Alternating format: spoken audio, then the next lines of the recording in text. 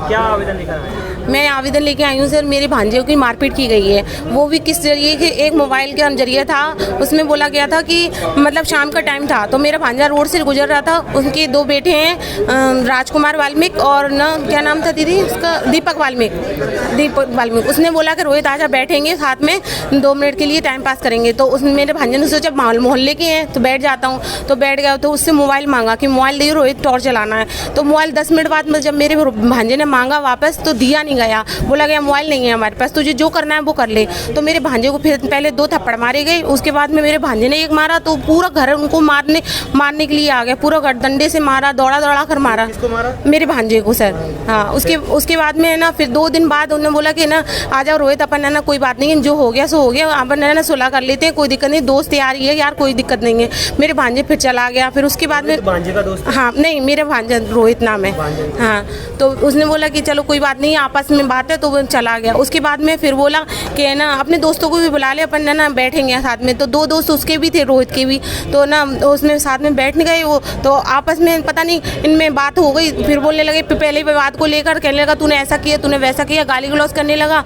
तो रोहित को फिर से मारने लगा। तो उसके दोस्तों ने भी थोड़ा हाथापाई कर दी। पर उन्हीं के दोस्तों से दीपक को डंडा लग गया। दीपक कौन है? दीपक वो दूसरी सामने वाली पार्टी वाल्मीकि है, उन्हीं के दोस्तों से डंडा लग गया और रोहित पर इल्ज़ाम डाल दिया और उसकी FIR कर दी। और जो मेरे हस्बैंड मुकेश जाटव, जिसका नाम उन्होंने लिखाया, वो तो वहाँ थे ही नहीं। वो क्रॉकरी के काम पर थे। द एम्पायर झांसी रोड पर उनके काम लगा हुआ था। भारत क्रॉकरी से वो करते हैं काम। कहाँ थे उस समय? वो द एम्पायर में थे sir, the empire Jhansi road.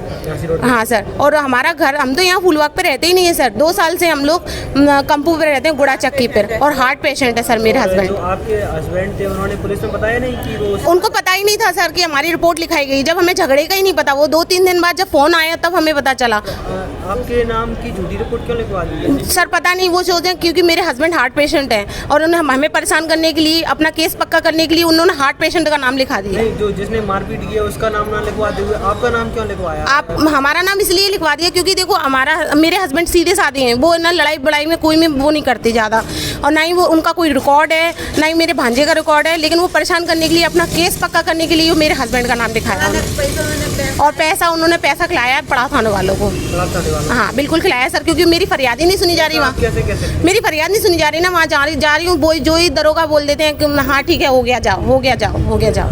बस इतना बोलिए। आप क्या चाहते हैं? मैं तो बस सर से ये दरख्वास्त लेके आई हूँ, जो मेरे पति के खिलाफ जो उन्होंने झूठी कार्रवाई की है उसके खिलाफ उनके लिए कार्रवाई की जाए और मेरे पति की FIR हटाई जाए और रोहित को भी न्याय दिया जाए जो बेमतलब में उसे फंसाया गया है। अच्छा, हाँ, ये द एम्पायर में उस समय कोई एविडेंस है आपके? हाँ बिल्कुल है सर, मेरे पास कागज़ है उनके, भारत क्रॉकरी के नाम से हमारा क्रॉकरी चलता है, तो उसके एविडेंस है मेरे पास। जो सामने वाली पार्टी है वो हमें देती है कि मेन्यू क्या रखना है, वो मेन्यू हमारे पास पूरा है। परिवार के साथ है, भांजे का जो परिवार है उसके साथ पहले भी कोई विवाद हुआ है? कोई विवाद नहीं है सर। आप घर में, बाहर, रोड पर, आप कहीं पे भी पूछ सकते हैं। हमारे भानज का भी कोई रिकॉर्ड नहीं है, कोई विवाद नहीं। हम फैमिली से ऐसी है ही नहीं सर, कोई विवाद नहीं है सर। हमने पंचनामा भी लगाया है, 5 लोगों की साइन भी है, मोहल्ले के भी, कि नहीं हमारा कोई भी विवाद नहीं होता किसी से भी।